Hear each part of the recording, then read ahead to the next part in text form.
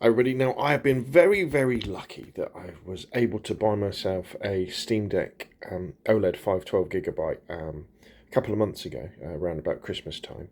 And the kind people at Asus UK have sent me one of their ROG Ally Z1 non-extreme versions. So what I wanted to do in this video is just do some really simple comparisons between the two devices. So if you're considering, one or the other in terms of form factor and weight and things like that, then, maybe I could fill you in a little bit. Also, we're going to sort of have a little bit of a comparison of the screens as well. And also, I'll give you my thoughts about what I think about, I've had the Asus for a few days now, had a chance to play around with it. Obviously had the Steam Deck for quite a while and been putting through its paces. What do I think? So let's start off with weight.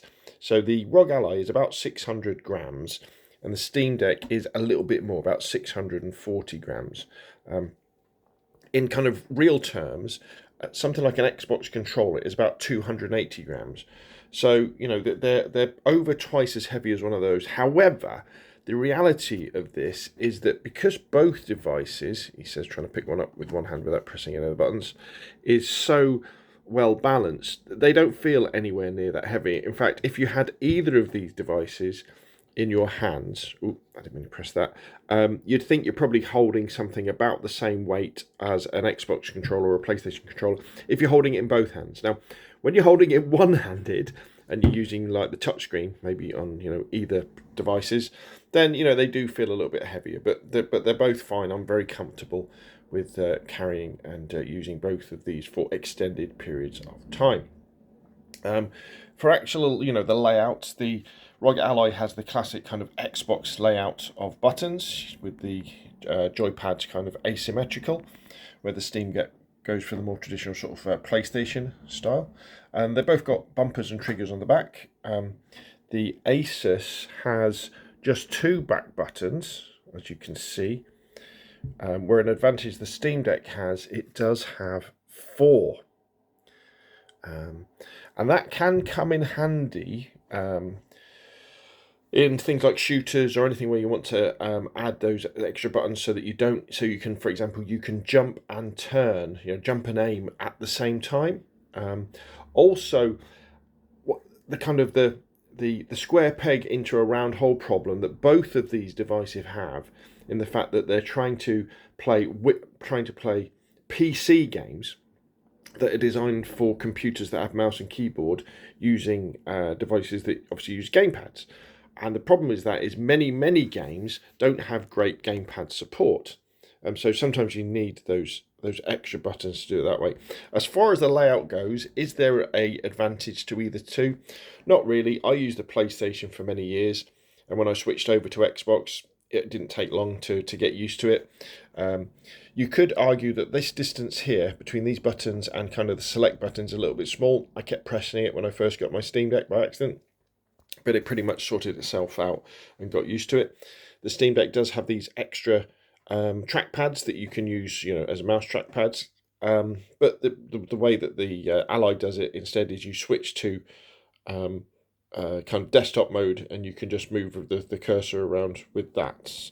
Again, it's nice to have these on the Steam Deck, but do you use them that much? I don't know. But again, if there is a game that has no or terrible gamepad support, it could be the ability to be able to simulate a mouse using a touchpad could be a bit of a disadvantage.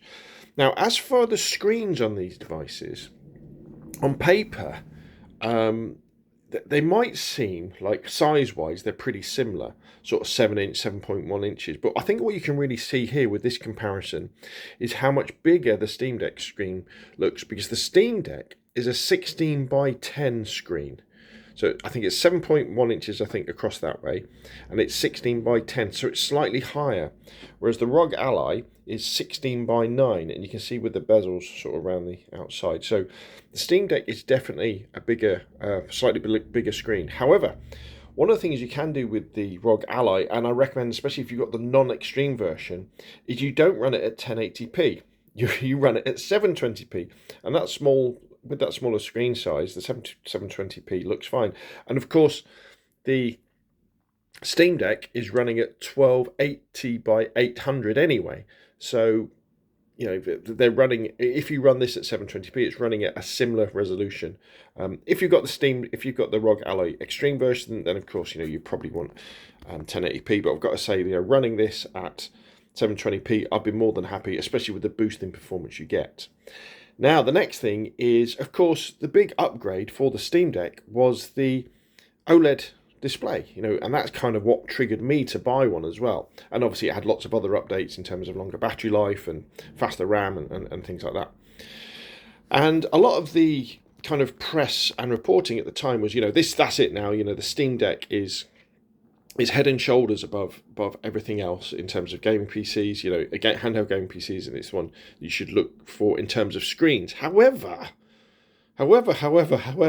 having played for several hours on the ROG Ally with its variable refresh rate via our LCD screen, I've got to say, I would rather have this screen on that, because variable refresh rate, I never really noticed it on my computer monitor, but it really makes the fact that, especially when you're running games that are running at slower FPSs, say, you know, between sort of 20 and 40 frames per second, they look so much smoother on this screen. And this screen is so crisp and sharp, even at 720p.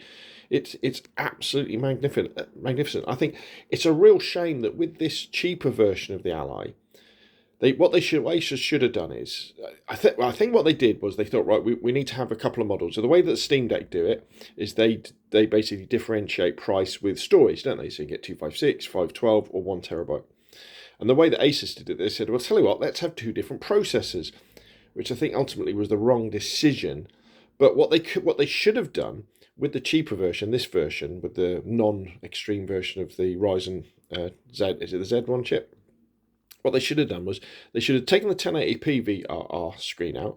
They should have put a 720p screen in. So 720p, 60 frames a second, variable refresh rate screen. They should have knocked it down to 256 gigabytes, so it would have been cheaper that way. And they should have put out like a £300 gaming PC, handheld gaming PC, because at 720p, you know, lots of games perform acceptably with this screen. I'm pretty sure if this had a fixed frame rate screen, or one that you can switch, like the Steam Deck, we can go from like 90, 45, 30, and anything in between, it wouldn't be as good. But honestly, it is magical, the screen on the ROG Ally. So that's kind of the physical comparison. So what are my initial thoughts in terms of using the devices? Well, I think the Steam Deck, the big advantage of the Steam Deck, and this goes for both of them as well, the big advantage and the big disadvantage with the Steam Deck is SteamOS. The big advantage and the big disadvantage with the ROG Ally is Windows 11. You know, so that's the problem. So the beauty with the OS that the Steam Deck runs on with SteamOS made by Valve is that it's all based around gaming and getting games to run better and getting individual games to run better. You know, they update the various aspects of SteamOS. Proton, I think, is the layer that makes the games compatible, so Windows games can play on this. They update it for individual games as well. That's all behind the scenes. You don't kind of see that sort of thing. So it's all about getting the best experience for the gamer with this particular device. And I have no doubt that Gabe Newell, you know, the head of Valve, or one of his big directors or something like, they have Steam Decks, and I'm pretty sure they'll turn them on every single day, and they'll go, right, okay, let's see what happens when we turn this device on and connect it to the internet. What's the update process like? You know, does it interrupt what I'm trying to do? Do other things clash with stuff like that? And overall, this is incredibly smooth. The experience, it is console-like. It's not quite up there with console, but it's very, very, very console-like. Obviously, the disadvantage is that because you're running on SteamOS, there's certain games that you can't run because they don't like Linux, because SteamOS is based around Linux, and normally it's their anti-cheat software that they don't like you running it on. So things like PUBG, some things like Fortnite, Xbox Game Pass you can't put on it unless you install Windows on it. Well, I'm not even going to talk about that because it's not a simple thing to do. So you can't do that. So you end up with a much smoother experience, long battery lives, really great performance. But but you can't put things like Xbox Game Pass and quite a lot of other popular games on.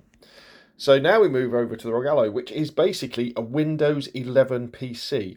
And when you boot it up, if you don't have Armoury Crate splash up straight away, which is this software here, see if I can show you. So when you fire it up, you can fire it up so that it goes straight into your game library. Otherwise, you get the Windows 11 desktop. Oh, hello. I've gone into the wrong screen there, haven't I? It's difficult. Can I tap that? Yeah, there we go. We're in a Windows 11 desktop environment. So the big advantage of this is you can basically install almost any game on this, and obviously any launcher as well. You can see here, just for example's sake, I've got Amazon Games Launcher, Battle.net for Call of Duty, Epic Games Launcher, GOG for Cyberpunk. I've got the Xbox Game Pass app, so I can install Xbox Game Pass games. I've got Starfleet installed. I can stream games to it, and then and we've got Steam as well, and we can run Steam in big picture mode, which is basically the way that Steam works on the Steam Deck. So you have all these advantages that way, but the disadvantage you have is that because it's using Windows 11, Microsoft aren't going to bring out updates to Windows 11 that suit Fallout 4 to make Fallout 4 run better. They're also push many different types of updates, so you can turn on your ROG Ally and all of a sudden it wants to do a big update and you're like, oh great, and you've got to stop doing what you're doing. You don't get things like game resume in the same way that you get on the Steam Deck. And you get poor battery life as well. But because it is a Windows PC, Windows 11 PC, you can install Photoshop to it. You can install your favorite video editing software to it, and you get them to run. Now I know you can do that. You can go into desktop mode in the Steam Deck and do various things. But undoubtedly, if you are already a Windows user, you'll be very familiar, once you get used to Windows 11, that is anyway, with the way that this works. And if you do, for example, have a large Epic Games library collection, as I do, because I always get the free games, then, although, again, there are launchers that you can put onto the Steam Deck where you can bring them over, this is fairly seamless. And when it comes to things like modding as well, you can add in as well.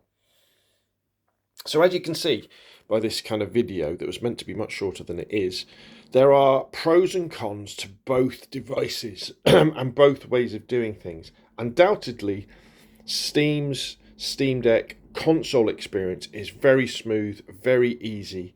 And I think if you've already got a gaming PC and you're not into Xbox Game Pass, for example, or things like PUBG or Fortnite, then I think this makes an amazing accessory. I've said this in many of my videos. I think it's an amazing add-on to already having a gaming PC or a gaming laptop, whereby you have a mature games library that you will take advantage of because it's on Steam, because this really is designed, it works very, very well with Steam. However, maybe if you aren't so committed to Steam, you don't have a mature library, you have lots of games on other platforms, or even, and I haven't had a chance to test this much, but I think it's going to work pretty well anyway. Obviously, being a Windows 11 PC, I can plug this into my dock, plug it into my monitor and my mouse and keyboard, and I've got a Windows 11 PC. That, okay, it might not be a brilliant Windows 11 gaming PC when it's trying to run a 1080p monitor at 60 frames a second, because this is the non-extreme version, but it will be good for, what going on the internet, doing watching Netflix, doing a little bit of photoshopping with an old version of Photoshop, doing a little version of video editing with an old version of Vegas, anything that you could normally do with a Windows PC. Obviously, you've got to be careful about storage because you've only got 512GB internal, and I've added a 512GB SD card to it as well. So there really are, there's no easy answer. If you were to say Steam Deck versus ROG Ally, there's no easy answer to this question. You really do have to do a bit of soul searching and think, is Steam integration and long battery life very, very important to me? If it is, then it's Steam Deck all the way. If it's actually, I want the ability to run Xbox Game Pass games and basically run any Windows game I want, then something like the Asus ROG Ally, maybe not this version, maybe the extreme version, maybe for you. But there we go. an amazing thing about all of this though is, and that's why I don't like to really get into too much of one versus the other, is the fact that we have devices like this, the fact that we have competition between Asus, we have Valve, and we have the MSI Claws just coming out, isn't it? And you've got the Lenovo Legion Go. The fact that these devices are coming out, they work, they're playable, and they're going to be fighting against each other for market share, which means the machines are going to be getting better as time goes on, I think can only be a good thing. So there we go. This video was really just meant to be a comparison of weight and screen on these two devices, and it's gotten a little bit more complicated, but hopefully it's been useful. If you've got any ideas that you'd like to add to this, please put them in the comment section down below. If you enjoy the video, hit like. If you want to see more of the same, press subscribe. And of course, I will see you again soon.